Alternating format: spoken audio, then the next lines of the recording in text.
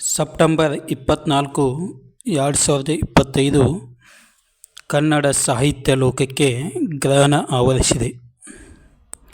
ನಾಡು ನುಡಿ ಕಂಡ ಶ್ರೇಷ್ಠ ಸಾಹಿತಿ, ಕಾದಂಬರಿಕಾರ, ಕನ್ನಡ ನಾಡಿನ ಕೀರ್ತಿಯಾದ ಎಸ್.ಎಲ್. ಭೈರಪ್ಪ ಬಾಹ್ಯ ಜಗತ್ತಿನಿಂದ ದೂರವಾಗಿ ಇವತ್ತು ಮೂರ್ತಿಯಾಗಿ ಸಾಹಿತ್ಯ ಪ್ರೇಮಿಗಳ ಮನಸ್ಸಿನಲ್ಲಿ ನೆಲೆಸಿದ್ದಾರೆ.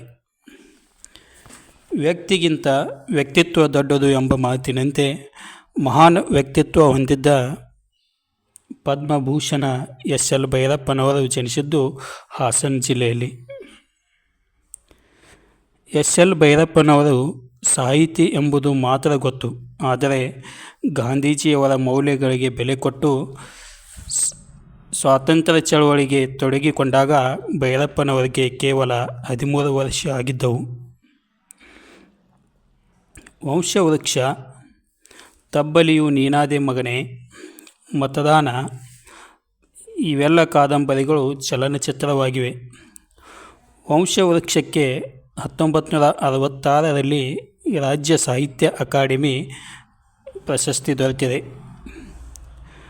ಭೈರಪ್ಪನವರು ರಚಿಸಿದ ಕಾದಂಬರಿಗಳಲ್ಲಿ ಅತ್ಯಂತ ಚರ್ಚೆಗೆ ವೇದಿಕೆಯನ್ನು ಹುಟ್ಟುಹಾಕಿದ್ದು ಪರ್ವ ಕಾದಂಬರಿ.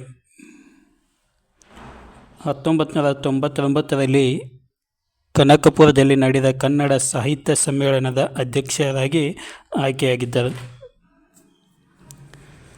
ಕಿತ್ತು ತಿನ್ನುವ ಬಡತನದ ಮಧ್ಯೆ 5ನೇ ವಯಸ್ಸಿನಲ್ಲಿ ಮಹಾಮಾರಿ ಪ್ಲೇಗ್ ರೋಗಕ್ಕೆ ತಾಯಿಯನ್ನು ಕಳೆದುಕೊಂಡ ಭೈರಪ್ಪನವರು ಜೀವನವೆಂಬ ಸಾಗರವನ್ನು ದಾಟಿ 2023ರಲ್ಲಿ ಪದ್ಮಭೂಷಣ ಪ್ರಶಸ್ತಿವರೆಗೂ ಬಂದದ್ದು ರೋಚಕ ಅಧ್ಯಾಯ. ಇಂತಹ ಮಹಾನ್ ಸಾಹಿತ್ಯ ಕೃಷಿಕ ಬೆಂಗಳೂರಿನಲ್ಲಿ ಇವತ್ತು ತಮ್ಮ ಪಯಣವನ್ನು ಮುಗಿಸಿದ್ದಾರೆ.